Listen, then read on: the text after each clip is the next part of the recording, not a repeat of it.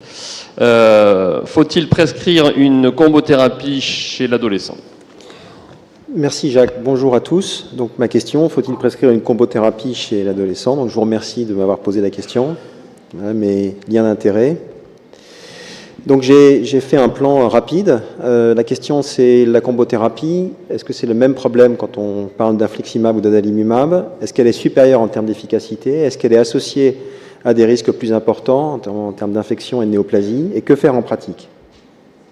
Alors cette diapositive représente l'arsenal thérapeutique dans la rectocolite hémorragique avec la partie gauche donc sous la forme de ces pyramides pour les pousser et la partie droite la maintenance. Et donc les anti-TNF peuvent être prescrits, comme vous le savez, à la phase aiguë dans les formes cortico-résistantes ou dépendantes à un seuil élevé de corticothérapie. Et puis bien sûr dans les formes corticodépendantes en cas d'échec des immunosuppresseurs. Dans le cadre de la maladie de Crohn, c'est la même, ça ressemble. Bien sûr, les 5-ASA n'ont pas la même place, c'est beaucoup moins importante. On a d'autres biologiques, je vais en dire un mot.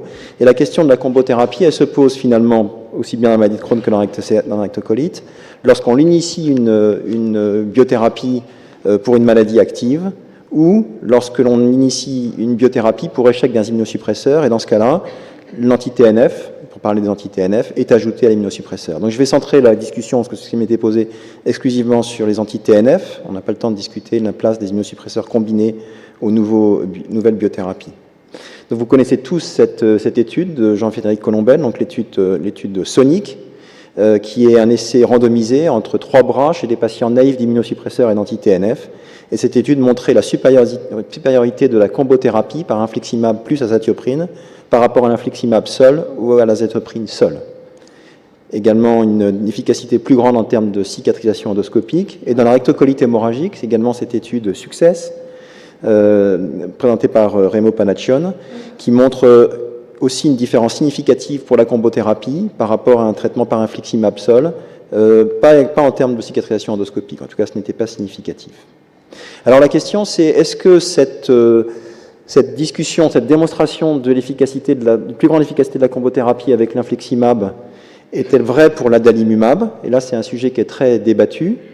Ici c'est une méta-analyse de 2 essais randomisés, meta-analyse of placebo-controlled trials, donc vous pouvez vous dire que le niveau de preuve va être très fort, et ça concerne CHARM et Classic 2. Et dans ces essais, là on n'est plus dans le placebo-control, parce que dans ces essais-là, c'est une analyse post-hoc qui suggère qu'il n'y a pas de bénéfice à donner une association avec un immunosuppresseur. Finalement, si on regarde les données avec infliximab, c'est pas très supérieur. Ce qui a montré la supériorité de la combothérapie, c'est l'essai randomisé entre les 3 bras. Et donc finalement, on n'a pas d'évidence. Pour critiquer finalement cette approche, c'est que dans l'étude CHARM, on ne contrôle pas la prise des immunosuppresseurs. Les patients sont déclarés comme prenant un immunosuppresseur. Donc finalement, il y a certaines études rétrospectives qui montrent un bénéfice de la combothérapie avec l'adalimumab, d'autres qui ne le montrent pas, et ça reste un sujet débattu. Alors comment un immunosuppresseur peut augmenter l'efficacité d'un anti-TNF? Clairement, c'est en prévenant l'immunogénicité contre donc, la production d'anticorps anti-médicaments. Le fait d'avoir un immunosuppresseur est clairement démontré diminue ce risque d'immunogénicité. Et une autre hypothèse, un autre mécanisme possible, c'est bien sûr que l'immunosuppresseur ait un effet propre sur la maladie.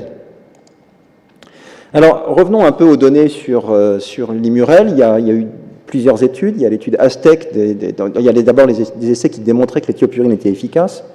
Et puis on a eu 2 études récentes, l'étude Aztec des Espagnols et l'étude rapide du GTED.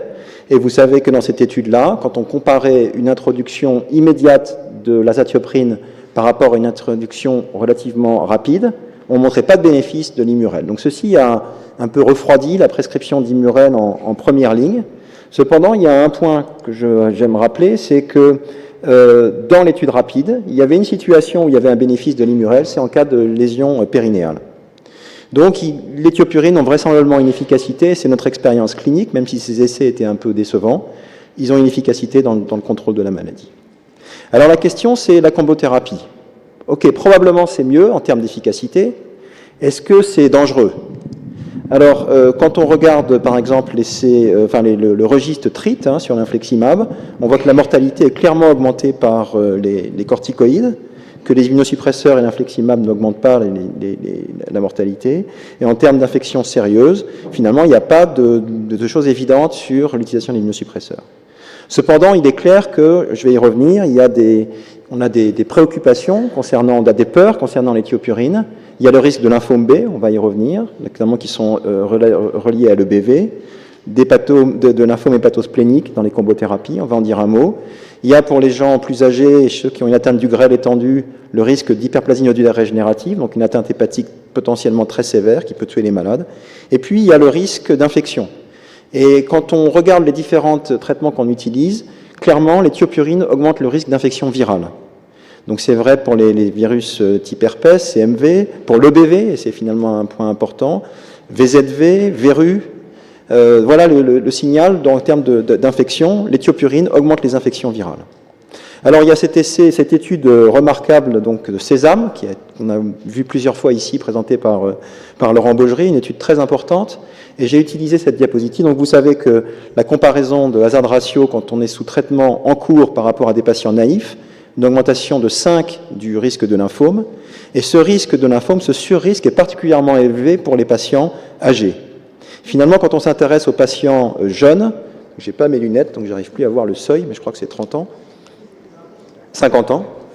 Oui, c'est pas 30 ans, c'est 50 ans. Le risque est très faible.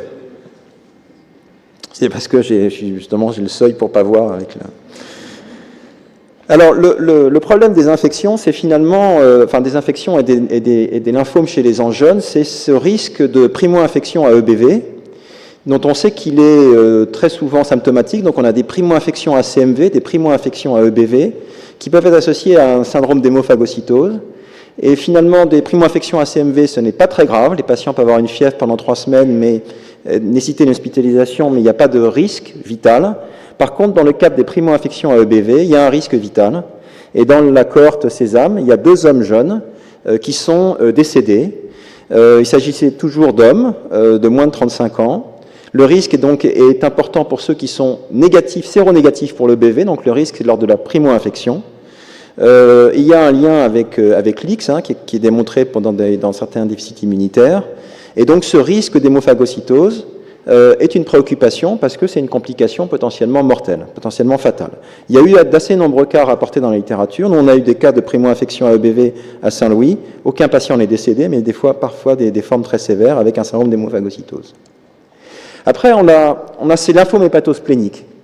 Et alors ça, il y a une dizaine d'années, ça a été notre grande peur. On avait ce signal de lymphome hépatosplénique, une trentaine de cas rapportés dans un délai assez court, qui étaient tous des patients, des hommes, traités par infliximab plus thiopurine.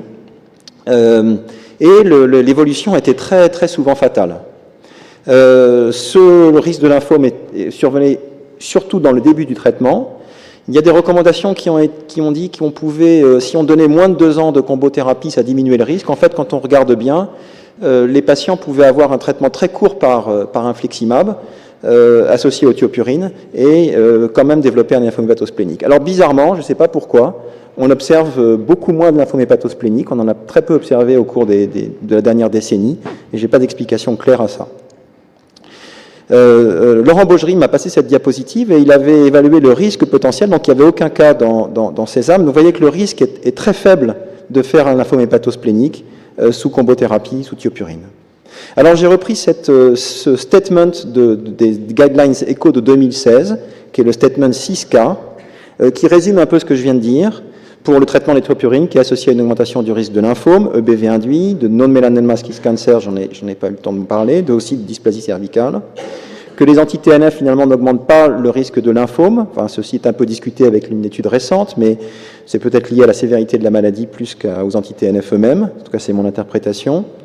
Il y a une augmentation très légère du risque de mélanome, que la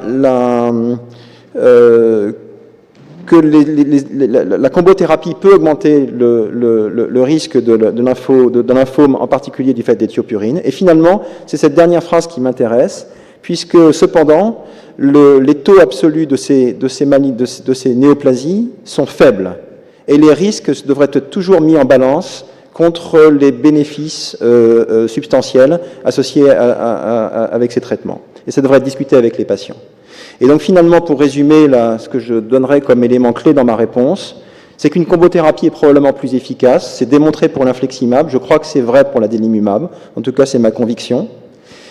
Qu'une combothérapie avec les topurines est associée à une augmentation du risque de complications sévères mais rares, les primo-infections à EBV, les lymphomes hépatospléniques, qu'on peut envisager l'utilisation du méthotrexate parce que le méthotrexate n'augmente pas ce risque de primo-infection à l'EBV et les lymphomes hépatospléniques, que finalement, le risque principal pour les patients qui ont une maladie sévère, c'est celui d'un échec thérapeutique. Et donc, je crois que c'est ça qu'il faut mettre en balance. Quand on est devant une forme sévère, où on veut obtenir le meilleur du traitement, il est préférable d'initier une combothérapie, parfois pour une période courte de 6 mois à 1 an. Donc, chez un malade en échec d'immunosuppresseur, on peut envisager une combothérapie pendant la première année. Et chez un malade naïf d'immunosuppresseur, il faut évaluer les risques et les bénéfices, établir le ratio entre les bénéfices et les risques de la combothérapie par rapport à la monothérapie. Merci pour votre attention.